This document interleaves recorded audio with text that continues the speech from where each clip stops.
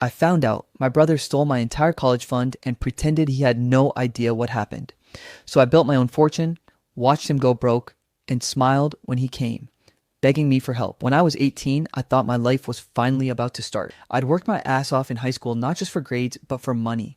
I'd been stacking every paycheck from my part-time job at a small electronics store, stashing away tips from tutoring kids in math, and squirreling away birthday checks from grandparents. On top of that, my parents had always promised they were saving up for me too. They called it my college fund. Every so often, they joke about the money jar and how it was my golden ticket to avoid student loans.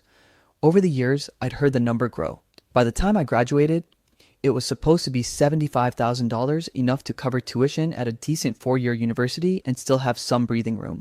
A week before freshman year, I went to the bank to get things set up for tuition payments. The plan was simple: withdraw the first chunk for the semester, pay the school, and breathe easy knowing the rest was waiting for me.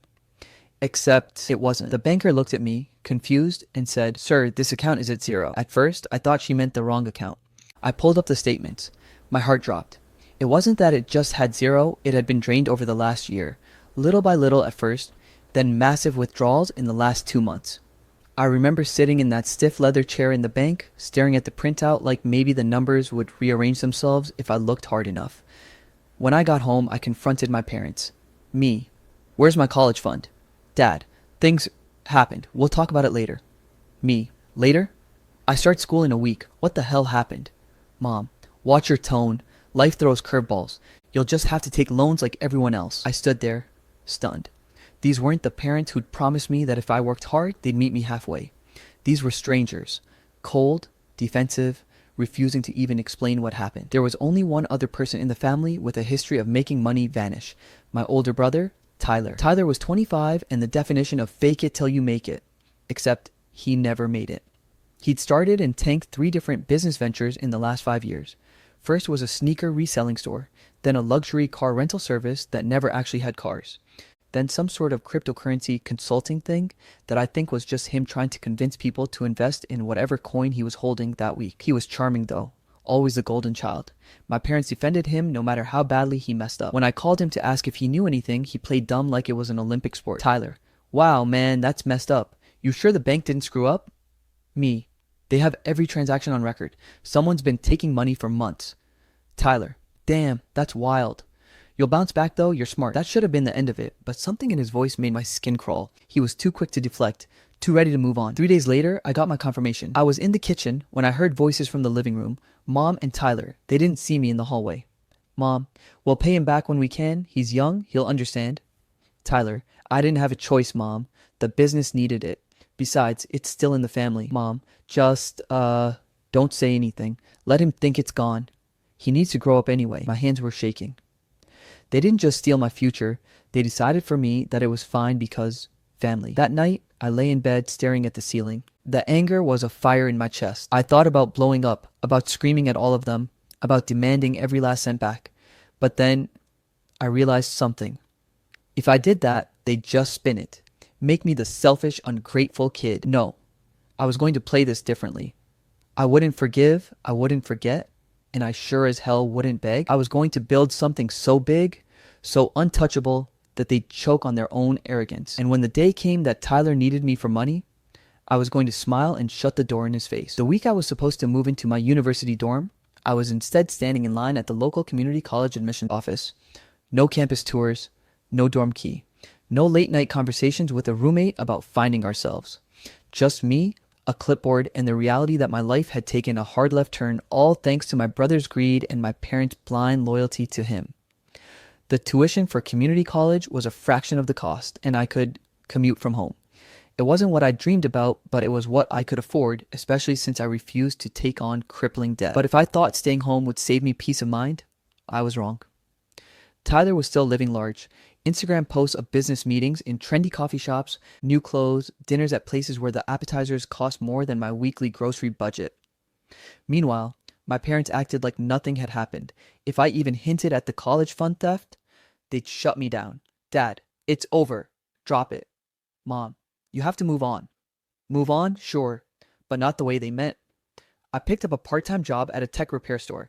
Phones, laptops, gaming consoles, if it had a screen, we fixed it. I'd already been tinkering with gadgets for years, so it was easy money. But easy didn't mean enough. So I also started freelancing at night. At first, it was just small jobs fixing websites for $50 here and there, setting up email campaigns for small businesses. But I realized quickly that there was a pattern. The small businesses around me had no idea how to market themselves online. They'd pay a local marketing guy thousands for a Facebook page that was basically a ghost town. That was my in. One night, around 11 p.m., I was scrolling through local business listings and saw a family-owned bakery with terrible reviews, not because the food was bad, but because they had no website, no menu online, nothing. I sent them an email offering to make them a website for $200. I figured they'd ignore me. Instead, the next morning, I got a reply from the owner, a woman named Karen. She said they'd been meaning to get around to that for years, but didn't know where to start. 2 weeks later, I handed her a clean, easy-to-use website with photos, a menu, and an order form. Karen was thrilled. She posted about it on Facebook. Then, one of her friends who owned a local flower shop called me. That flower shop owner had a friend who ran a gym. The gym owner had a cousin with a car detailing business. Within 3 months, I had 10 regular clients paying me anywhere from $500 a month for upkeep and marketing. If my parents noticed I was working myself into the ground, they didn't care. Tyler, though, he noticed. One night, I walked in around 10 p.m. after finishing a client's project, and he was on the couch scrolling through his phone. Tyler, damn little bro, you're always working now. Making big bucks yet? Smirks. Me, enough to keep me going. Tyler, if you want to invest in something real, I've got a new project starting up. Me, not interested. His smirk faltered, but he didn't push it. That was the thing. Tyler was starting to get this edge in his voice when we talked. A hint of annoyance, like he could sense I wasn't going to be the broke little brother he could look down on anymore. By the end of my first year at community college, I'd saved about $15,000. Not a fortune, but way more than I'd ever had in my life. I reinvested some of it into better equipment, software, and a decent laptop. I also started learning SEO, search engine optimization, which was a gold mine for small businesses. The more I learned, the more I realized I didn't want to work for a big company after graduation. I wanted to be the company. So I officially registered my own business, Redacted Digital Solutions. I was still living in my childhood bedroom, working off a folding table, but suddenly I had clients in 3 different states. Every now and then I'd overhear Tyler on the phone, bragging about closing deals and expanding operations. But I also overheard something else: arguments with creditors, tense conversations with people he owed money to. The Instagram posts were still flashy, but in real life, I could see cracks forming. Meanwhile, I was driving my beat-up Honda Civic to client meetings, wearing the same rotation of 3 button-up shirts and watching my savings quietly grow. Halfway through my second year at community college, I landed my first big client, a small chain of coffee shops that wanted a full marketing package. They offered me $500/month for maintenance. It felt unreal. I remember staring at the email for a full minute before replying. That deal made me realize I didn't need anyone to save me. Not my parents, not Tyler. I was building something real. And deep down, I knew this was just the beginning, because Tyler's world was about to start crumbling. And when it did, I was going to be watching.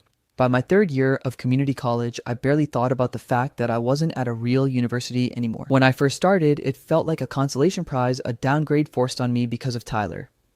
But now, I was glad it happened. If I'd gone the traditional route, I'd be sitting in a dorm, broke, taking classes I didn't care about. Instead, I was running an actual business that paid more than most people my age made at their first full-time job. The first real milestone wasn't buying something flashy, it was moving out. My business had grown to the point where working in my childhood bedroom was becoming impossible.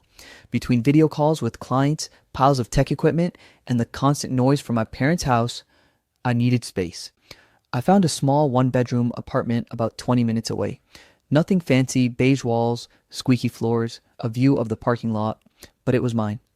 I remember standing in the empty living room after the movers left, looking at the keys in my hand and thinking, this is the first place that's entirely mine, paid for with my money, no one else's. Tyler didn't congratulate me. He just made a snide comment at dinner one night. Tyler, so you're blowing all your savings on rent now? Bold strategy. Me, I can afford it. Tyler, yeah, well, don't come crying to me when you go broke. I almost laughed out loud at that. The move must have shifted something in my mindset, because within months I landed my biggest client yet, a regional furniture store chain that needed a full e-commerce site, SEO optimization, and social media management. They signed a 1-year contract for $10, $000 month. I went from making comfortable money to holy crap money almost overnight. I hired 2 remote assistants to handle routine tasks and started outsourcing some graphic design work. I even took a small portion of my profits and invested in stocks and crypto during a market dip. For the first time, I wasn't just earning, I was building wealth. The more I grew, the more I noticed my parents subtly changing their tone with me. It started small casual questions about how business is going, little hints like, "It's so nice to see you doing well." Then it shifted. "Mom, you know, your brother's been having a tough time lately." "Dad, he's your family. If you're doing well, you should think about helping him out." I ignored it at first, but the request got more direct. Apparently, Tyler's new business venture wasn't going as planned. His car had been repossessed, and his business partners were threatening legal action over unpaid debts. I said nothing. I didn't gloat. I didn't offer help. I just kept working. Social media is a funny thing. Tyler's Instagram still looked like he was living the dream vacations, expensive dinners, VIP events. But I knew the truth. Those trips were either comped in exchange for promoting a place or charged to credit cards he couldn't pay off. One night, I overheard him talking on the phone to someone, practically begging them to extend a loan repayment deadline. His voice was desperate, nothing like the confident, flashy persona he showed the world. I realized then that Tyler wasn't just failing, he was drowning, and my parents were terrified he'd sink completely. It happened late one night. My phone buzzed with a call from Tyler. I almost didn't answer. "Tyler, hey, I'm in a bit of a situation. I just need a small loan to cover some stuff, just until next month." Me, "How much?" Tyler, 10 grand. I actually laughed, out loud. Me, "You stole $75,000 from me and you're asking me for more money?" Tyler, "It wasn't like that." Me, "Good night, Tyler." Hangs up. After that, the calls started coming more often, sometimes from Tyler, sometimes from my parents. I could feel the tension building. They were no longer hinting, they were pushing. But I wasn't going to bend, because I knew the day was coming when Tyler's world would officially crash. And when it did, I'd be there. Not to save him, but to watch. The thing about people like Tyler is that they can fake it for a long time until they can't. When the crash comes, it's fast, loud, and impossible to hide. It started with whispers from extended family. My cousin mentioned that Tyler had moved back into my parents' house temporarily. A former high school friend, Shani, messaged me saying Tyler owed him $2,000 and stopped responding. A client of mine who'd once considered hiring Tyler for consulting told me he'd heard Tyler's business had completely shut down. Then came the social media shift. The Instagram post stopped. No more business dinners, no more airport selfies, no more champagne glasses clinking in dimly lit clubs. His account went silent for weeks. That's when the pressure from my parents turned into outright campaigning. One Sunday afternoon, I got a call from my mom. "Mom, you never come by anymore. We're having dinner tonight. You should join us." Me, "I'm busy." "Mom, Tyler will be there. He's going through a lot. This is when family should stick together." I didn't say it out loud, but I thought, he should have thought about that before he stole from me. That week, my dad called. "Dad, your brother's had some setbacks. You're doing well now. Maybe you could lend him a little to get back on his feet." Me, "No, Dad, you can't stay mad forever." Me, "Watch me." It was a Tuesday evening. I just wrapped up a Zoom meeting with a client when someone knocked on my apartment door. I opened it, and there he was. Tyler. He looked nothing like the polished, confident older brother I'd grown up with. His hair was messy, his shirt wrinkled, and there were dark circles under his eyes. "Tyler, hey, can we talk?" I didn't invite him in, but he stepped inside anyway. He started with small talk, how the business world was tough lately, how everyone was struggling, how things just didn't work out this time. Then he got to the point. "Tyler, I need help. Just a short-term loan, 20 grand. I swear I'll pay you back." Me, "No." Tyler, "Come on, man, you've got it. You're doing amazing. You're my brother." Me, "You're the brother who stole 75 grand from me and lied about it. You don't get to ask me for anything." He froze. I could see the flicker of anger in his eyes, but he tried to mask it with a pleading tone. Tyler, "I didn't steal it. Mom and Dad said..." Me, "Mom and Dad covered for you. That's not the same thing as being innocent." He went quiet. For a moment, I thought he might apologize. Instead, he muttered something about family loyalty and stormed out. The next day, my mom called me, furious. "Mom, your brother came to you for help and you turned him away? After everything this family has done for you?" Me, "Everything this family has done to me, you mean?" Mom, "You've changed. Money's made you cold." Me, "No, money just made me realize who you really are." I hung up. After that, I didn't hear from Tyler for weeks. Part of me thought maybe that was the end of it.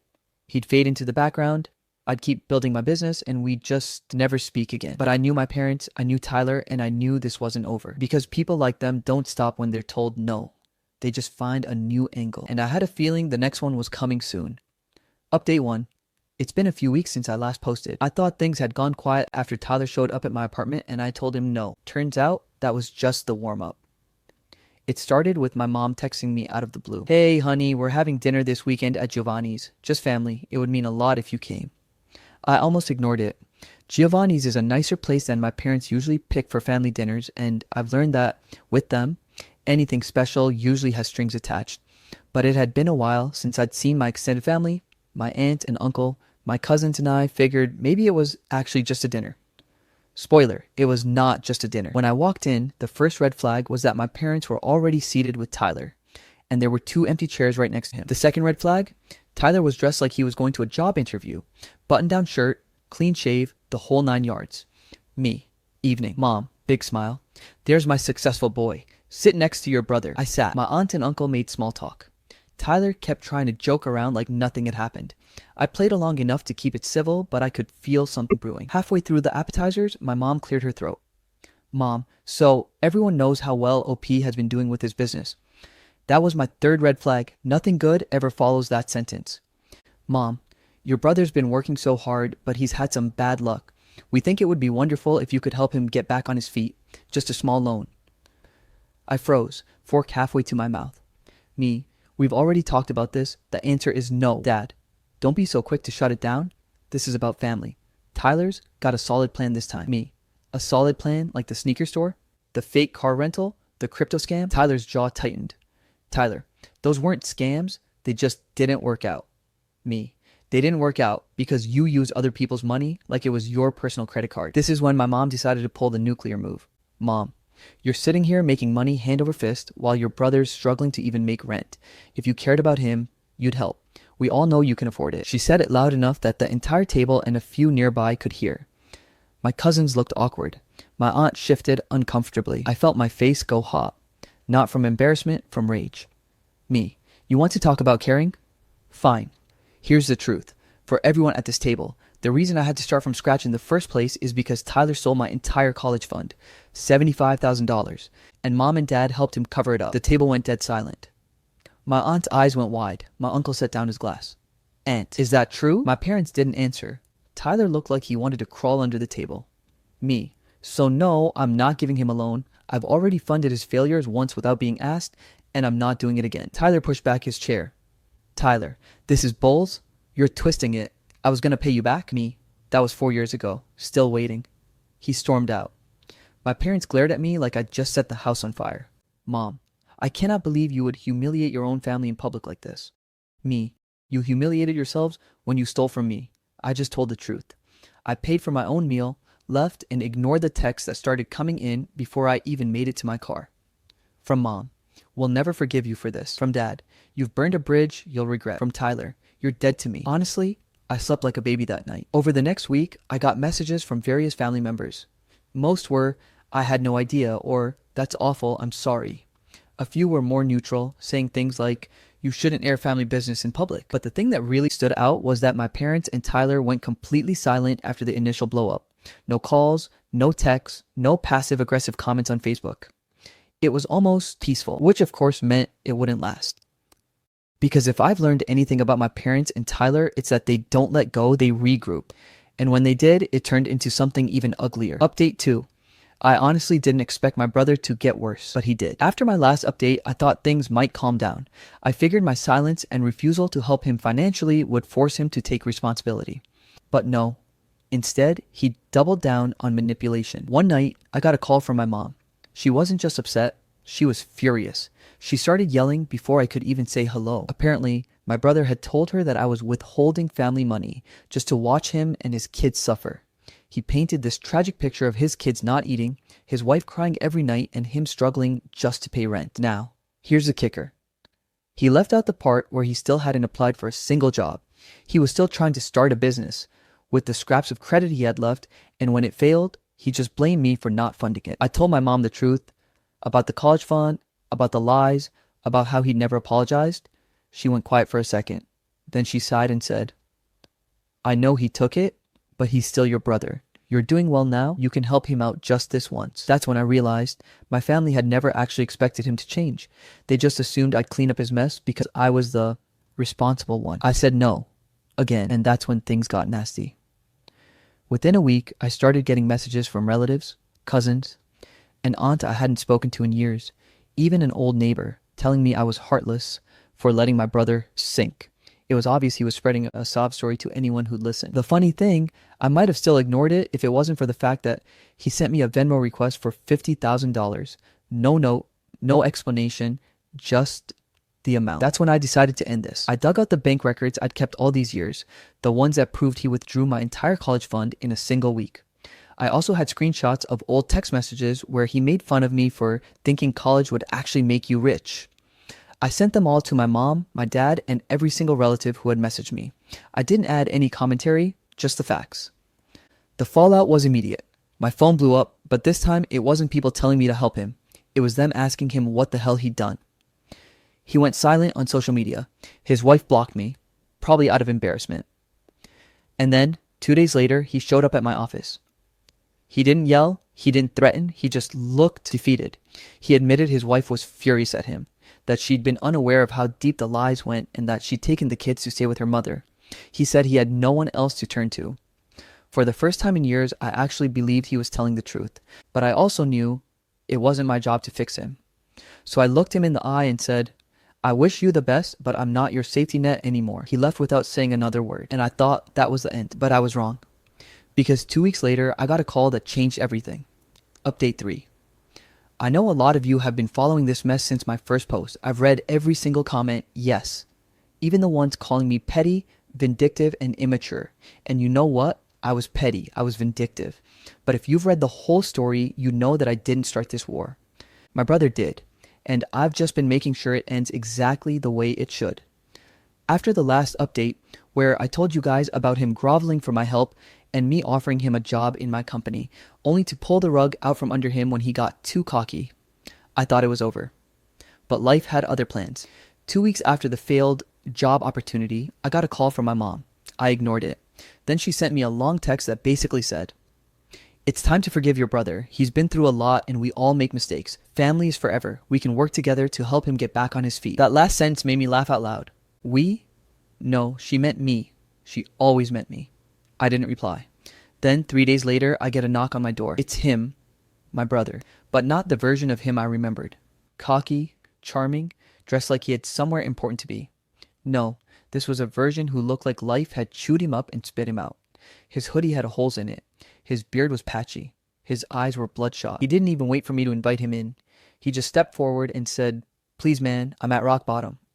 I let him in, mostly out of curiosity. We sat at my kitchen island and he told me everything. He'd tried starting his own consulting business, basically reselling overpriced courses to clueless people, but it tanked. He'd maxed out his credit cards. His girlfriend had left him. He'd been sleeping in his car for a week. "Look," he said, gripping his coffee mug like it was the last thing keeping him alive. "I know I messed up. I'm sorry about the college fund. I am. But I need your help. Not a handout. Just something to get me back on track." I just looked at him. Really looked at him. And I remembered being 18 years old, sitting in my room, crying because my dreams of going to university had been shattered, and him shrugging and saying he had no idea what happened to the money. So I told him the truth. "You're sorry now?" I said slowly. "But you weren't sorry when I was working 14-hour shifts at the diner while you were driving around in that BMW you bought with my money." His jaw tightened. "I was young. I didn't think." "No, you did think. You thought you could get away with it. And you did for years. And now you want me to fix your life. After I had to build mine from scratch while you lived off my future." He tried to interrupt, but I didn't let him. "You didn't just take money, you took time. Opportunities, years I can never get back. And now, after I built something, you want a shortcut again. But here's the thing. Life doesn't give you shortcuts forever. Eventually, you have to pay the bill." He sat there in silence. I think for the first time he understood that this wasn't just about money. Finally, I said, "I'll give you one thing, a list of every job in the city that's hiring, and that's it. No money, no connections, no favors. You start where I did." His face went pale. "That's it? After everything? That's all you'll do?" "Yes, because that's all you deserve." He left without another word. My mom called me the next day, furious. She said I was heartless and that I was letting my own brother starve. I told her that my brother was a grown man who made his choices and now he had to live with them. For weeks, I didn't hear from him. Then one night, I was walking downtown and I saw him. He was working at a diner, wearing the same kind of apron I used to wear. I don't know if he saw me. I didn't approach him, but I stood outside for a minute just watching, and I realized something. This wasn't revenge anymore. This was just life. He was finally living the part of my life that he'd stolen from me. Only now, there was no BMW, no apartment paid for by my dreams. Just the grind. It's been 6 months since then. I've heard through the grapevine that he's slowly getting his life together. He's renting a small room in a shared apartment. He's paying off his debts. He's not living large, but he's surviving. And me? My company's bigger than ever. I've got a team I trust, a life I'm proud of, and the peace of knowing I didn't sink to his level when I could have. People have asked me if I'd ever forgive him. I think forgiveness is possible, but trust, that's gone forever. Sometimes the best revenge really is living well. And sometimes it's making sure the person who hurt you finally learns what it's like to stand where you once stood.